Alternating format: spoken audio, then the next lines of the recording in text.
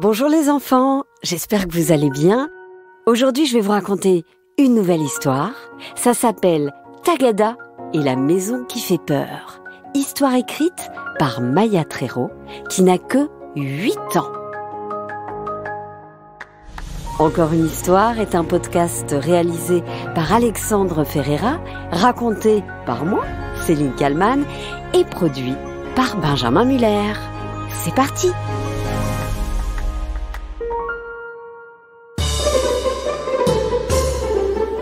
Il était une fois dans un charmant petit village qui s'appelait Sucrerie, une maisonnette qui faisait un peu peur. Pourquoi ? Parce qu'elle était construite en briques. Vous trouvez ça normal, une maison en briques ? Certainement. Vous vous demandez alors pourquoi elle faisait peur ? Eh bien, c'est très simple. Cette maison était faite en briques alors que toutes les autres étaient en sucrerie. Oui, vous avez bien entendu. Toutes les maisons étaient en sucrerie, en pain d'épices, en carambar, en sucre d'orge et même parfois en chamallow. Les arbres étaient des grandes sucettes ou des barbes à papa géantes. L'église était faite de pâtes d'amandes de couleur rose avec pour clocher un cornet de glace à l'envers. Et au milieu du village coulait une fontaine de chocolat. Bref, dans le village de Sucrerie, tout n'était que sucrerie. Tout sauf cette maison en briques qui faisait peur. Elle se trouvait en haut d'une petite colline, un peu à l'écart du village. Pour y accéder, il fallait passer par un étroit sentier que les villageois n'empruntaient jamais. Il s'agissait donc d'une maison en briques blanches avec un toit gris. Parfois, on pouvait entendre des bruits inquiétants venir de la maison. Les habitants évitaient de passer devant cette maison car ils disaient qu'elle portait malheur. Et tout le monde en avait peur. Mais qu'est-ce que cette maison fait ici ? Il faudrait s'en débarrasser. Elle est laide, elle est moche, elle fait peur, mais elle porte malheur. Oh, qu'est-ce qu'elle est moche ! Répétaient les habitants. À l'exception d'une petite fille qui s'appelait Tagada. Elle avait les cheveux blonds comme la crème à la vanille et les yeux d'un bleu qui rappelait la couleur des bonbons Schtroumpf. Sa peau avait l'aspect du nougat. Comme tous les enfants du village, ses dents étaient pleines de caries, car elle mangeait des tonnes de sucreries. Tagada n'avait pas peur de la maison en briques. Pour elle, cette maison regorgeait de secrets. Elle rêvait de l'explorer. Elle avait un ami, ou plutôt un fidèle compagnon, qui s'appelait Brioche. C'était un mignon petit toutou. Il était mignon, mais du soir au matin, il cassait tout partout. Tagada, elle, aimait bien Brioche. Elle se disait qu'avec lui, on ne risquait pas de s'ennuyer, puisqu'il cassait tout. Et dans le village de Sucrerie, quand quelque chose se cassait, il suffisait le plus souvent de le manger et le problème était réglé. Un jour, Tagada décida d'emmener Brioche avec elle dans sa quête mystérieuse de la maison qui fait peur. Elle se disait que si elle restait enfermée dedans, son chien lui serait bien utile. Il lui servirait pour casser la porte, puisqu'il sait tout casser. Ils se rendirent donc tout d'abord chez son ami Réglisse. Réglisse, c'était un petit garçon rondouillard qui était très gentil, mais pas du tout courageux. Il avait peur tout le temps. Par exemple, il tremblait quand un éclair tombait sur sa maison, surtout quand l'éclair était au chocolat. Et il redoutait les histoires de sorcellerie, comme celle de Harry Potter. Quand Tagada et Brioche arrivèrent chez Réglisse, ils le retrouvèrent dans le jardin, en train de cueillir des dragibus. Brioche, alléchée par l'odeur, se jeta sur la récolte de Réglisse et saccagea la moitié du jardin. Tagada, un peu gênée, dit à son ami : Tu viens avec nous ? On va dans la maison qui fait peur. » Réglisse, complètement affolé, regarda Brioche, puis Tagada, puis Brioche, puis Tagada encore. Il pensa dans sa tête: j'ai trop peur d'aller dans la maison qui fait peur. Mais si maman voit les dégâts causés par Brioche dans le jardin, elle va s'énerver très fort. Et ça me fait encore plus peur. Il choisit donc de partir avec Brioche et Tagada pour explorer la maison qui fait peur. Tous les trois empruntèrent le sentier étroit. Réglisse tremblait de partout et sursautait au moindre petit bruit. Mais Tagada lui disait que ce n'était que le fruit de son imagination. Tu te fais des idées, il n'y a personne. Arrivés devant la maison qui fait peur, Tagada et ses compagnons observèrent cette étrange maison en briques. Sa façade blanche était un peu sale et le toit gris lui donnait un aspect lugubre. Réglisse supplia Tagada de ne pas s'approcher davantage de la maison qui fait peur. « Oh, ne va pas plus près, ne va pas plus près !» Mais la jeune fille vit qu'il y avait une inscription à côté de la sonnette. « On n'a pas fait tout ce chemin pour s'arrêter là !» déclara-t-elle. « Allez, viens, Réglisse, on va voir comment s'appelle le propriétaire de cette maison. » Elle tira par le bras son amie, qui la suivit en se cachant derrière elle. Ils s'approchèrent de l'inscription à côté de la sonnette, et Tagada eut un frisson d'horreur en découvrant le nom qui était inscrit. Ah ! Dentaire ! Dentaire ! C'est vraiment étrange ! Étrange? Tu veux dire très effrayant? S'inquiéta Réglisse. Ça fait penser à dans la terre. Et tu sais qui vit dans la terre? Oui, oui, répondit Tagada. Il y a les taupes, les vers, les fourmis et... les zombies!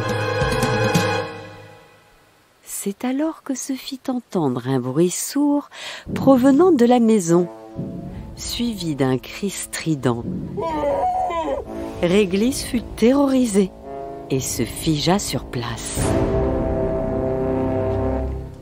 Tagada, habituellement si courageuse, était effrayée elle aussi.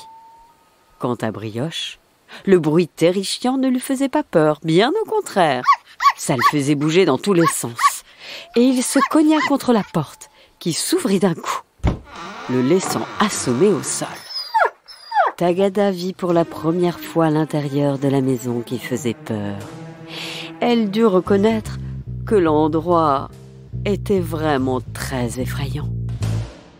Les murs étaient recouverts d'un papier peint jauni par le temps, grignoté par endroits, ayant un motif très étrange, des dents.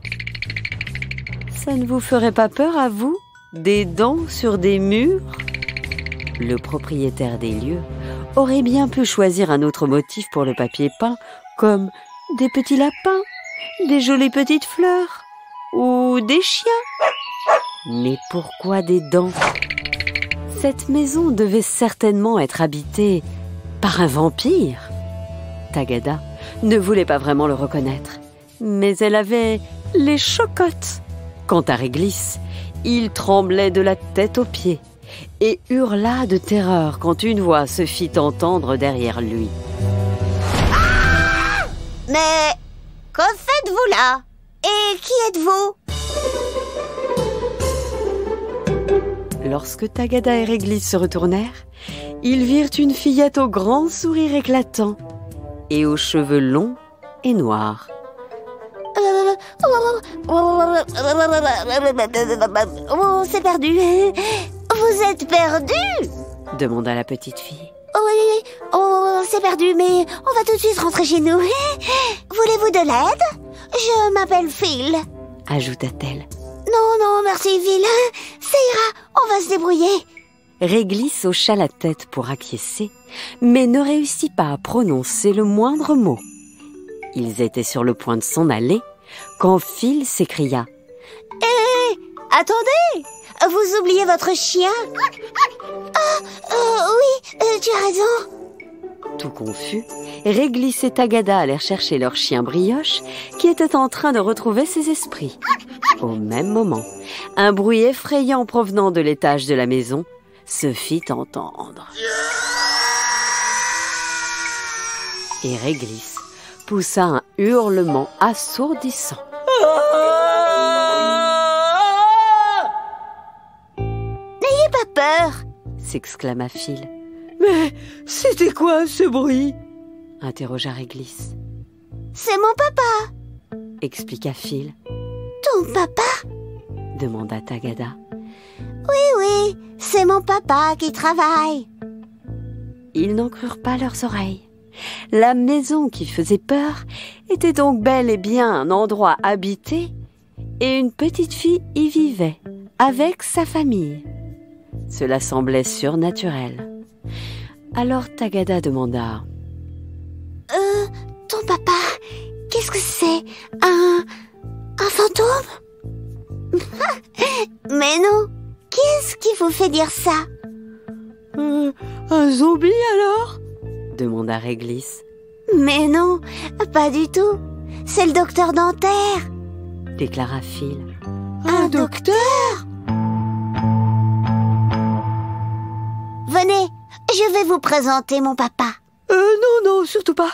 On ne veut pas déranger. Bredouilla Réglisse. Oui, ça ira. Dit Tagada. En plus, c'est l'heure où on doit rentrer chez nous. Mais Phil ne leur laissa pas le choix et s'écria soudainement. Papa, viens voir. Tagada et Réglisse n'osaient pas bouger d'un cil. Des pas lourds se firent entendre dans la maison. Une ombre apparut alors dans la pièce tapissée de dents. Une ombre imposante, vêtue d'une longue blouse blanche. Un fantôme. Je le savais. Murmura Réglisse. Regarde ce qu'il tient dans sa main. Déclara Tagada en pointant du doigt la grosse pince que tenait dans ses mains cette apparition. Mais qu'est-ce que c'est, Phil? Je suis avec un patient. Je n'ai pas le temps. Papa, je voulais te présenter mes nouveaux amis. Ils ont un peu peur des bruits. Expliqua Phil. Ah oui, je comprends. C'est que je suis avec un patient et il a vraiment beaucoup de caries. Alors oui, bon, ça fait du bruit. Tout devint alors très clair pour Tagada. Elle comprit alors soudainement ce qu'était la maison qui faisait peur et qui était le docteur Dentaire. Le mystère était résolu. Il n'y avait ni fantôme, ni zombie, ni vampire dans cette maison. Elle était si fière d'avoir découvert la vérité. Vous êtes dentiste, c'est bien ça, docteur Dentaire? Demanda Tagada. Oui, tout à fait. Et les bruits que l'on entend, ce sont vos instruments pour soigner les dents de vos patients? Oui, c'est ça. Et c'est pour ça que vous avez choisi un papier peint avec des dents? Oui, c'est la salle d'attente de mes patients. Et d'ailleurs, j'appellerai vos parents pour vous donner un rendez-vous bientôt. Vos dents ont besoin d'un bon nettoyage, les enfants. Un peu gênés, Tagada et Réglisse pensèrent alors à toutes leurs caries, comme la plupart des enfants du village. Faites attention, ajouta docteur Dentaire. Les sucreries, c'est mauvais pour les dents. Il ne faut pas en abuser. Et sur ces mots, il rentra dans la maison, qui soudainement ne faisait plus vraiment peur. Tagada se tourna alors vers Phil. Et ta maison, pourquoi est-ce qu'elle est en briques? Parce que les maisons en sucrerie, ça donne trop envie de manger les murs, les portes, et c'est mauvais pour les dents. Alors mon papa a voulu une maison en briques. C'est moins rigolo, mais j'aime bien quand même. Depuis ce jour-là, Tagada, Réglisse et Brioche passèrent beaucoup plus de temps avec leur nouvel ami, Phil Dentaire. Ils aimaient jouer ensemble et il leur arrivait de prendre de temps en temps une sucrerie. Mais ensuite, ils n'oubliaient jamais de bien se brosser les dents.